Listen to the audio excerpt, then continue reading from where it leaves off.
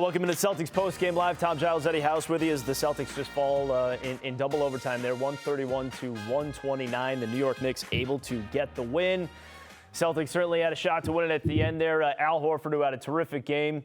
Pretty good play there. Jason Tatum finding Al open in the corner and unfortunately just left that one short, Eddie. But your thoughts on this game and the Knicks somehow coming out of the Garden with a victory?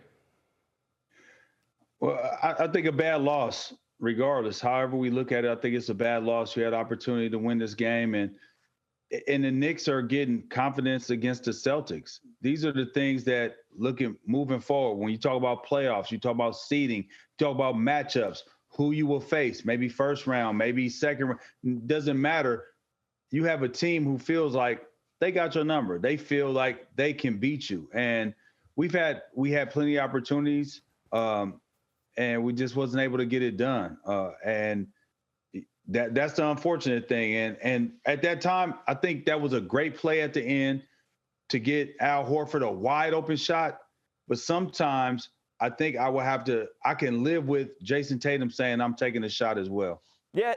I mean, and again, like this was always brought up so often early on in LeBron James's career about whether or not he was taking the final shot there. I mean, Al Horford was shooting the ball as well as anybody on the floor tonight for the Celtics. So I think that's why I felt perfectly comfortable with Al taking that three from the corner. I will live and die with that play any day from Al Horford. But going back to just the way this game played out, Eddie, I mean, Celtics were up 14 points again in the third quarter. And then you saw the Knicks go on a crazy run at the end of the third quarter, 25-10 run.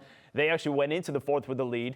Then you saw New York build an 11-point lead and watched the Celtics frenetically somehow erase that and force overtime.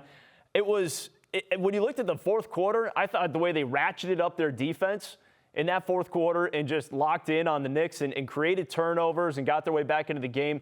Loved seeing that team there that was playing with a ton of urgency, a ton of energy, and their ability to get into overtime. Love that. But it does kind of make you wonder, where is this a little bit sometimes earlier in the game when you're needing it? I'm with you on that. And one thing I could say is that, we don't want to be prisoners of the moment and start overreacting about things. But this is not a moment.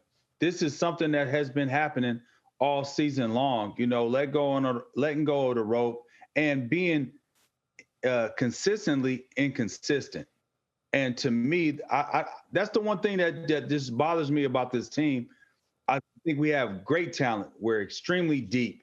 But at the same time, we are consistently inconsistent, and that's where wins and losses hang in the balance. And at times, you see we come on the short end of the stick because of our inconsistencies. And some nights, even when we are inconsistent, we just shoot better than other teams. Our stars are better than other teams, and we're able to get it done. So I'm looking at, what are we going to do, at this point? What are we going to do to change that? Because you can't have that going into the playoffs. I feel like if we don't go into the playoffs strong, we'll be limping into the playoffs. And any team that limps into the playoffs most of the time, don't come out with the opportunity to hang a banner. Yeah, and right now it does feel like they're going through a little something right now for sure. Let's go through what happened in double overtime there. And obviously, Celtics had a chance to win in overtime, but in double OT, I mean, Jalen Brunson, who? They got Emmanuel Quickly. They didn't need Jalen Brunson tonight. He had 38 points to Quickly, a career high for him, and he kind of just took over in this double OT. Went three-pointer, he got that dunk, no help side defense near the rim there. And then Quickly again getting to the basket. This is where he set his career high. I mean, playing 55-plus minutes in this game and dancing in front of the Celtics bench. Meanwhile, I want to ask you about that in a little bit, Eddie, but you got Jason Tatum trying to get the C's back in it, attacking the basket, had that dunk there, cut it to 4, and then another layup here to cut it to 2. So the Celtics down by 2, force a shot clock violation here on the Knicks. So they brought the defense, got the 24-second violation, and this would give the Celtics an opportunity to win the ball game. And again, here's the defense on it. Great D. And Eddie, I want you to take us here through the final play from the Celtics as you see Jason Tatum with the ball in the backcourt finding Al Horford. Yeah, I mean, it's the right play to make, the right basketball play to make. But at the time, sometimes the right play might be a selfish play. You being the best player, on the team, you being one of the best players in the league, maybe nobody would be upset if he was to pull that up and take that shot with two people guarding him if it was a clean shot. Like he said, that was one of the areas that he feels most comfortable in, right? And he gets to that position, he could shoot over anybody and feel comfortable shooting that shot. That's the area that he said earlier in that conversation with D. Scott that we had, that interview that he had with D. Scott earlier in the pregame. And so he was in his area, but he made the right play. And I won't fault a guy for making the right play. I won't fault him on that at all. You miss a shot, and it never comes down to the last shot. It's a bunch of things that happened this game. And I also want to say, I will talk about the referees, right? I feel like Marcus Smart got a raw deal earlier in the game, man. They weren't giving him the calls that he should have been getting. He was in front of Julius Randle a couple times, took a charge. They didn't give him that. And then they ended up getting a basket on that earlier. So, like, you could nitpick and really go back and deep dive into this game. And it was a bunch of plays that dictated this game. And refs had something to do with it, but at the same time, the C's had every opportunity to win this game. They just didn't go out there and handle their business.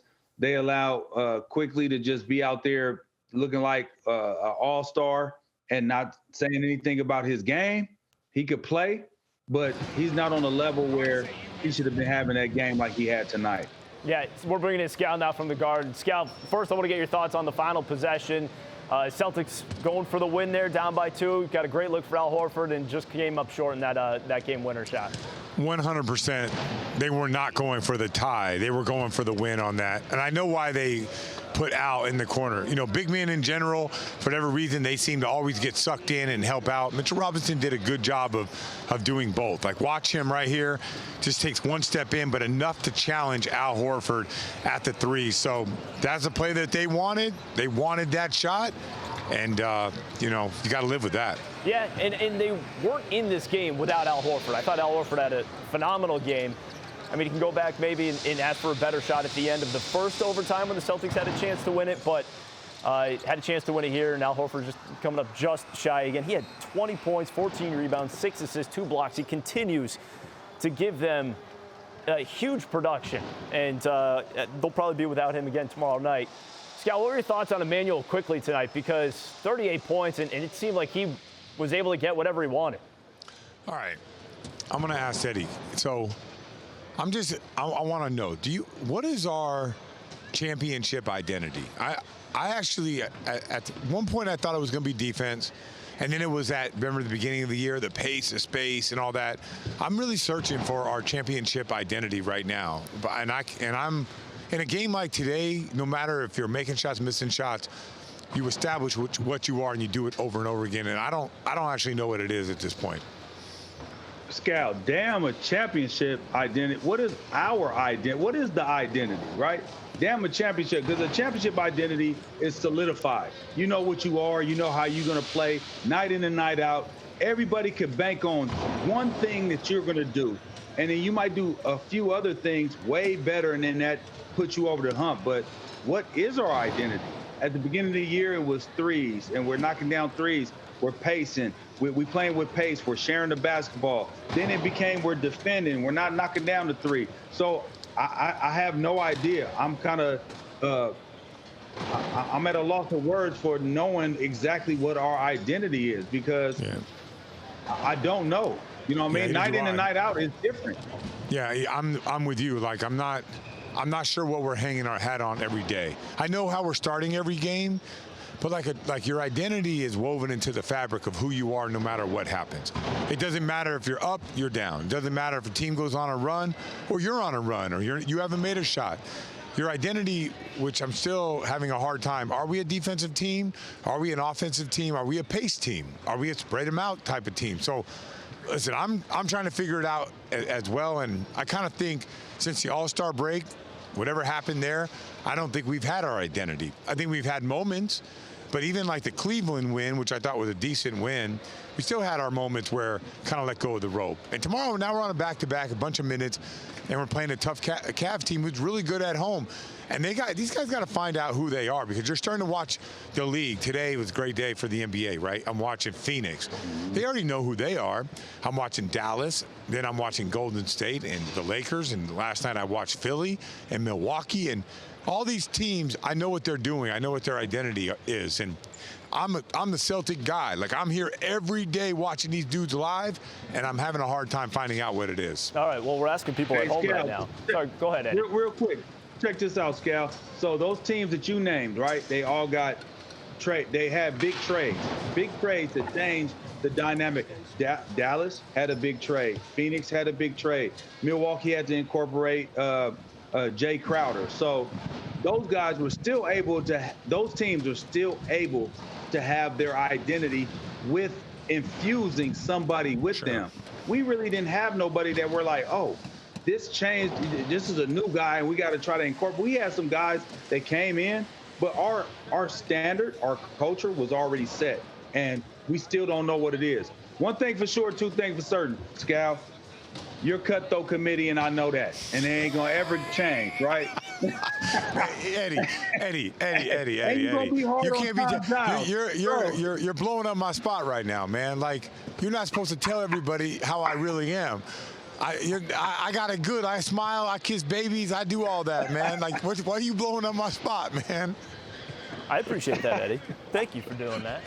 We're asking at home right now. I mean, how worried are you about the Celtics on a scale of 1 to 10? Because if Scal and Eddie can't figure out what their identity is right now, they might not say they're worried, but that tells me that they're a little worried about at least what the identity of this team is.